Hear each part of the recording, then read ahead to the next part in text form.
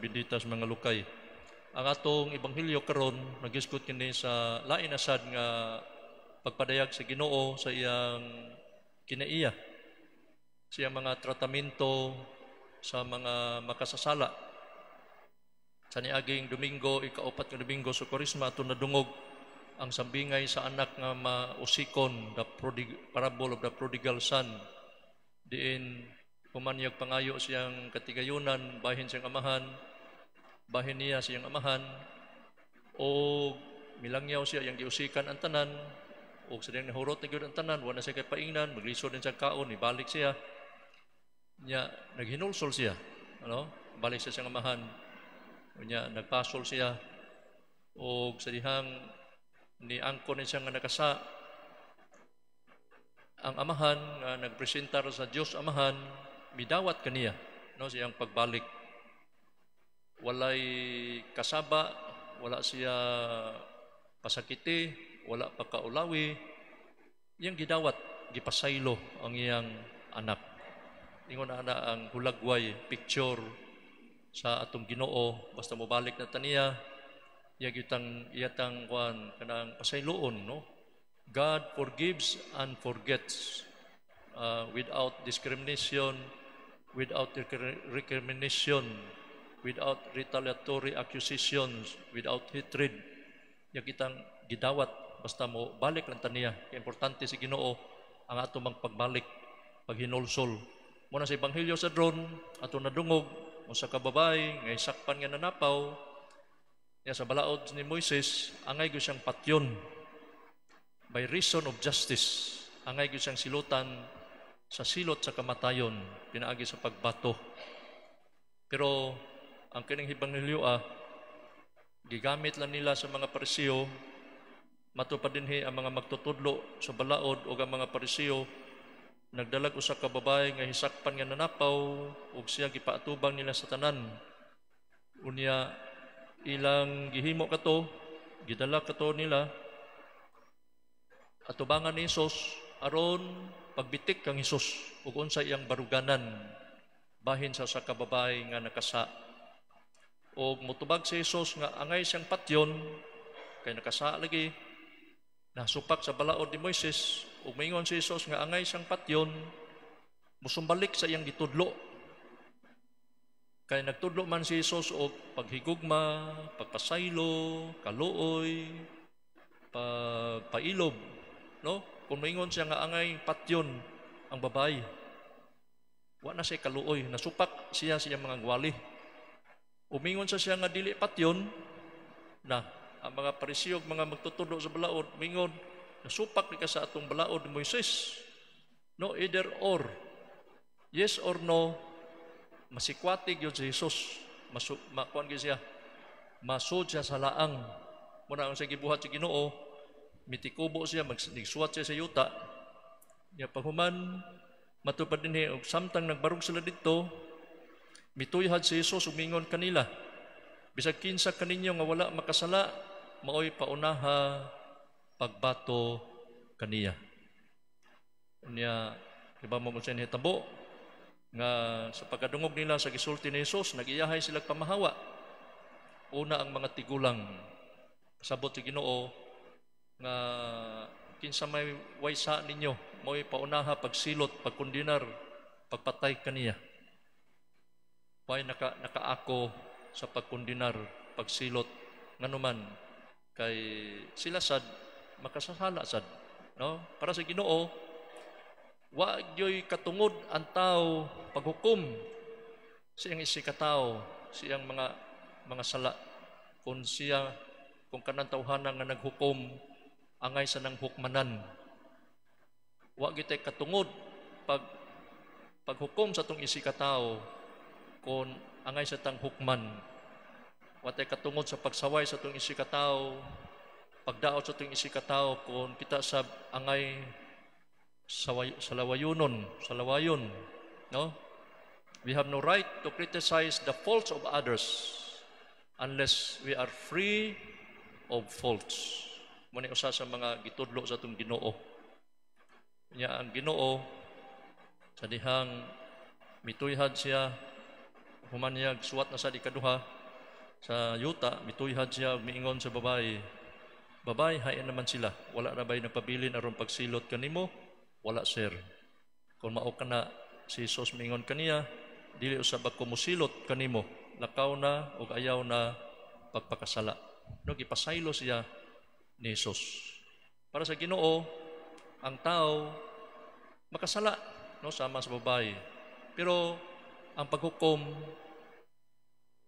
dili atoa. Ang pagsilot dili iya sa tao, iya sa Ginoo. Pero kining bayhana wala ipanumbalinga ang nakasala ang babae, pero wala pa siya siluti dayon. Gitagaan siya, gitawag og another chance. Gitawag sa siyang ebanghelyo ag the gospel for another chance. Motong sa ebanghelyo sa ikatulong Domingo, ay ikaduhang Domingo sa Korisma, nagisgoto nga katong kahoy ng igira. Pagtanaw siya amo, wa naman ni bunga, iyon ang amo, ato ning ipaputol.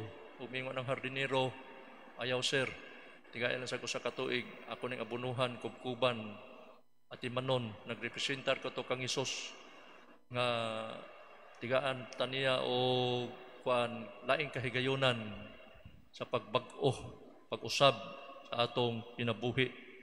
Mao sinimbayhana, no? Nga siya nakasa pero wala siya siluti dayon. Itigaan pa siya o another chance to redeem herself. She was given another chance to reform her life. Mao sa nasa atong kinabuhi, no? Sa atong kinabuhi matupas malutihon, gibuhat kita sa Ginoo, pinaagi siyang gahom. Pero iya kitang gihukman, pinaagi siyang kaangayan. Pero iya kitang giluwas, pinaagi sa iyang kaluoy. God made us through His power, and He judged us by His justice, and He redeems us by His mercy. Kay kung ang Ginoo matagsala na to, hukman nito sa Ginoo sa rason sa kaangayan, wa gyud maluwas nato. Pero tungod sa kaluoy sa Ginoo, iya kitang giluwas. Muna sa ebanghelyo atong mahulagway, kini ding mga Parisiyo, kining mga magtutudlo sa balaod, para nila ang kaning tao nga makasa di na gyud angay luwason. Makasa na ganyan ang tao, angay na gyud sang silutan. No, the elders and the Pharisees want the destruction and the death of the sinner. But Jesus wished the life and the salvation of the sinner. Muna'y tuyo pag-anhi ni Jesus, pagluwas sa makasasala. Mianhi siya aron pagluwas sa mga makasasala kun mo duol kita kang Isus. If we want to avail the love and forgiveness of Jesus, andam siyang mapasaylo. No? Dihay usa ka batanon sa usa ka gingharian, mingon ang hari, kamo mga ginsakpan, karong hapon pamundok mo sa atong plaza. Kay doon ako'y batanon nga ipapatay. Pagkahapon na namundok ang mga tao sa iyang gingharian, niya dunay batanon nga gigapos, gipaatubang sa mga tao. Karon mga ginsakpan, sa dili madugay, ako na gyud ipapatay kining batanon sa inyong atubangan. Kay dautan kini sa atong katilingban, hugaw kini sa atong gingharian, badlungon kini sa tanan, no? Tunok kini sa atong katilingban, samukan, daghan kini siya kadaot nga nahimo. Bisag ako ka ning gipapriso, wa gyud mausab. Bisag ako pangluhod sa asin, gipamunalan, akong gilatos, wa gyud mausab. Ingon dayon tong usa ka tawo sa pundok, Senyor Hari, imo na bang gihimo ang tanan aron pag-usab kaniya? Ingon ang hari, oh, ako nang gihimo ang tanan aron mausab kini siyang kining batanuna, kining dautan nga tao. Ingon ang usa ka tawo, imo namang na sulayan ang pagpasaylo kaniya ug mihunong ang hari na malandong. Ingon ang hari, mao pa nang butanga nga wa nako kasulayi. Ako kuno nang sulayan. Karon buhi gipabuhian niya ang katong batan-on. Tigaan ka na kog chance gipasaylo.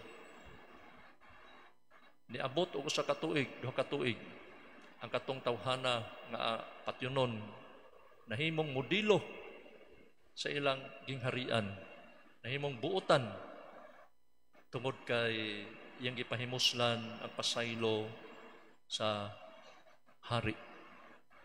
Mga igsoon, ang Ginoo no andam di ay sa pagpasaylo kanato aron kita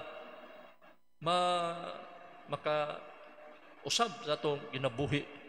No, God will always give us another chance to redeem our life, to restore our life, no? To lift up our fallen self. Mo ni gusto si Ginoo. Kay kung ang tao mo'y pahukmon, wa na. Alaot yun ta. Pero salamat si Ginoo kay iya man tanggi anhi giluwas sa katapusan diha usa ka pintor nagdrawing siya kanang kuan ba picture nya dunay usa ka tawo nga way ligo nagagidlay nahugaw kay naong butihon tumtumon ingon nindot lagi man drawing sir ingon ang drawing mahal kaning nag-order ani mahal kani. Ingon ang pintor, ganahan ba ka nga drawing ako imong naong, way bayad. Sige, ipalingkod sa dito. Pagpalingkod, paghuman yung drawing niya sa naong sa katong tao nga way panudlay, way kaligo, lago, itom kayo, tumtumon, hugaw kay naong. Mo na imong naong, pagpakita niya sa picture sa tao, nakuyapan ang tao, kuyapan. Pagtaod-taod ni bangon, nganong kuyapan man ka dong sa di ko kadawat nga ako nang picture ngano man gwapo na malagi kini nga tanan pilit na maghinapay limpyo na kay gnaong wa nay tumtom wa nay itom nya bag-o nagtupi ingon ang katong nagdrawing mo ni imong naong basta mag-usab ka basta magbag-o ka malimpyo na ka pilit na imong hinapay imong naong hamison imong aping tambison kay puwahon. Pero di kay ka mag-usab, di ka magbag-o, di ka maghinulsol. Ang kanang imong naong karon mosamot pa na kabati. Kay ang tungod sa itong pagka magkasasala, bati kitag naong at tubangan sa Ginoo. Pero kung mag-usab ta, magbag-o, malimpyo na ta, magwapo na ta, gwapa, tungod sa pasaylo, kamaayo sa Ginoo. Ato pakpakan ang Ginoo, no? Kay ang pasaylo sa Ginoo, nakahatag na ito kausaban. Ang gugma sa Ginoo nakahatag kanto kabag-o, kalimpyo, kaambungan, mahimo kitang balaan. Mo nang let us avail this opportunity that God is offering us every day, every moment that we fall into sin. God is always offering us His forgiveness. Mo nang ato siyang pahimuslan, magbasol kita, mag-usab, maghinulsol, kay mo na gipangita sa Ginoo. Kay matud pa sa Ginoo sa mga Hudiyo, wa na ko magkinahanglan sa mga halad nga mananap nga sunugon. Akong gikinahanglan ninyo, ang usa ka mahinulsulon ug mapaubsanon nga kasing-kasing. Ug mo ni atong tuyo ug tumong nganong nagsaulog tag Korisma. Kay usa sa tuyo ug tumong nato pagsaulog sa Korisma nga mahimo kitang balaan pinaagi sa atong pagbasol, paghinulsol. No, one of our main goals in celebrating this Lent is to make us holy by our contrition, by our sacrifices, prayers, fasting. Muni, no, atong timan-an, busa, manindog kitang tanan, mag-ampo kita ngadto sa Ginoo, nagatuo kami sa ka Dios ang Amahan, magkagagahom sa nga tanan, magbubuhat sa langit ug sa yuta, kang Kristo yang bugtong anak Ginoo nato, gipanamkon sa lalang sa Espiritu Santo, gianak Santa Maria nga Birhen, gisakit